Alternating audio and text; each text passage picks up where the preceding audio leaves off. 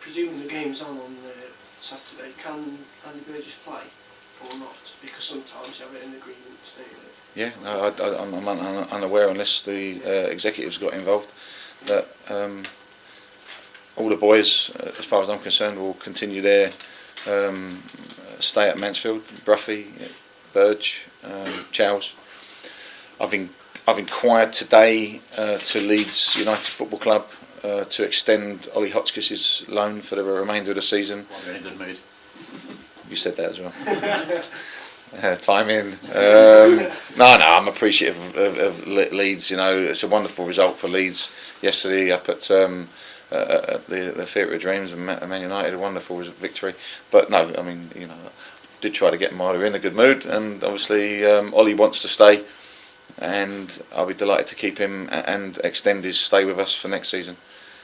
I discussed that with the chairman, and we feel that Ollie, for our progression, is what I would say is that for my building of a team is that, you know, is never finished, but I feel Ollie will fit in here if we get that opportunity, and we hope to conclude that if we can, if Leeds be as willing as we are. You're waiting for a reply.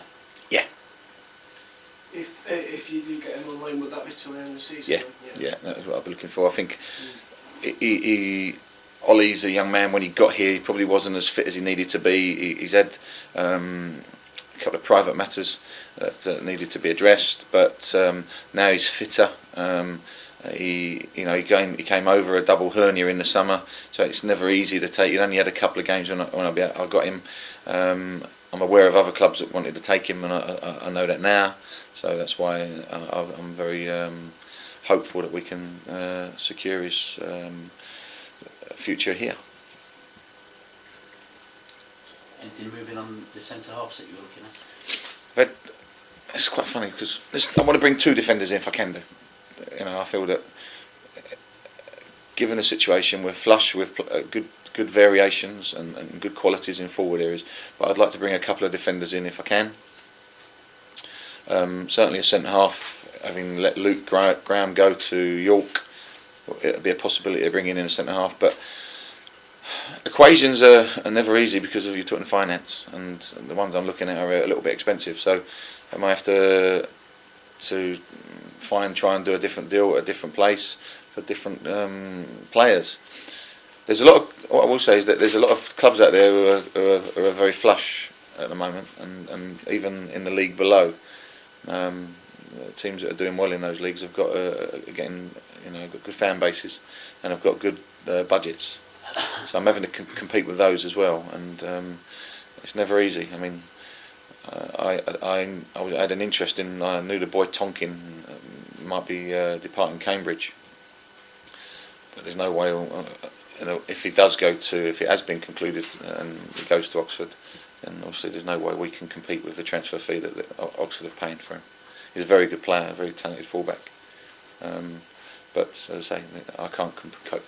We just can't do it at this football club, can we? We haven't got the finance, but I spoke to the chairman last night, and we understand that. We know that, and good luck to Oxford, good luck to York, and these clubs that are paying out fees, and we wish them well.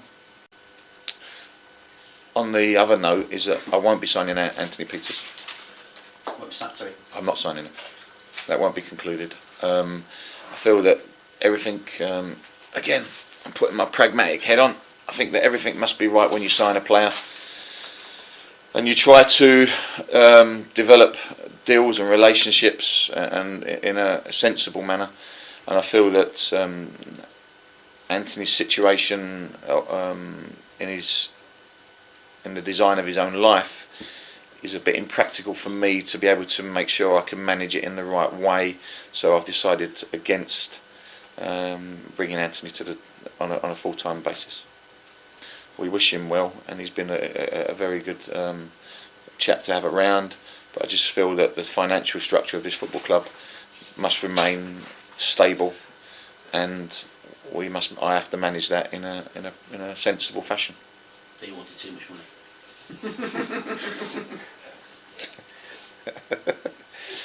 I have to do it in a sensible fashion.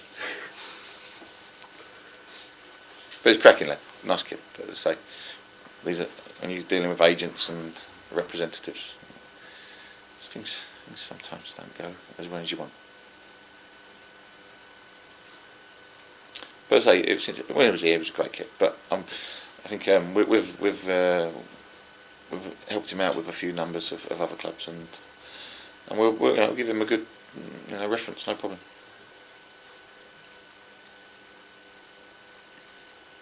Have you heard kind of long-term forecast for the pitch, and how is it out there? Well, obviously it's covered and probably the blanket of snow might protect it, but again the temperatures out there. I've been out there and had a look at it, and it's appalling underneath. So Mike, to be fair to him, he's as frustrated as we are, and it doesn't look good for the rest of the week, does it? The temperature. So unless we can invest in some hot air blowers, I doubt a few air dryers maybe. All fans coming outside air dryers. We won't be able to pay electric bill. So no, I say we'll see. But the boys again having to, a bit frustrating. We're going indoors again every day because you can't do any more. He's managed that. The boys have worked very, very hard on their CV, maintaining their standards. So they've got smiles on their faces, and they're looking forward to the new year and what it can bring.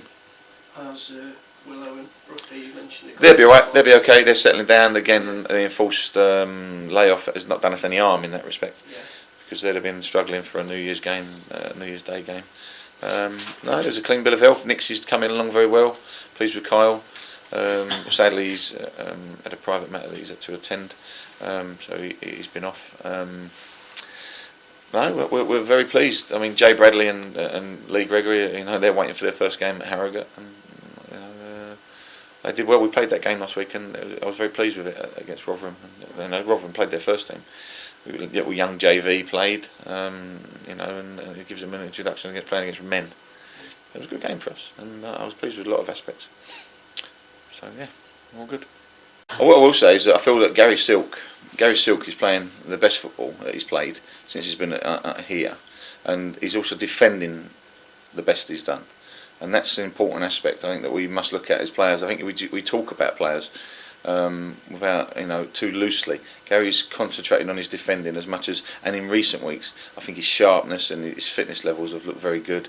So it bodes well for for what we're trying to do with players. We're trying to improve them as well. It's not just a case of putting them on a pitch and not caring about them. I generally want players to improve their all aspects of the game, not just fitness level. Anybody can make people fit, but I feel that he's playing the best football of his Mansfield career. That's good. I suppose it shows his sort of character and determination, because obviously he didn't actually start the season. Well, I've spoken to Scott about that. Is that Scott's been frustrated, but I said Gary's keeping Scott out of the side, and Scott's a very good defender, and I certainly believe in he's got attributes that can be successful in his career. But Gary Silk, it's good that we've got that, and I think that's the healthiest thing that since I've been at the club is that you've got players that can play in positions. And so no, I mean the boys are happy to get this opportunity to go, and I think the days of agents and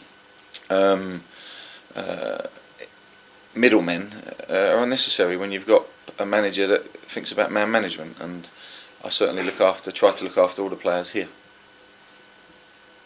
You've got to want to play for Mansfield Football Club, haven't you? You've got to want to be here. And you say, I want the players that play out on that pitch every week. It's hugely important that they pull that shirt on with pride, and and have that eagerness to keep working hard and as hard as possible for this club.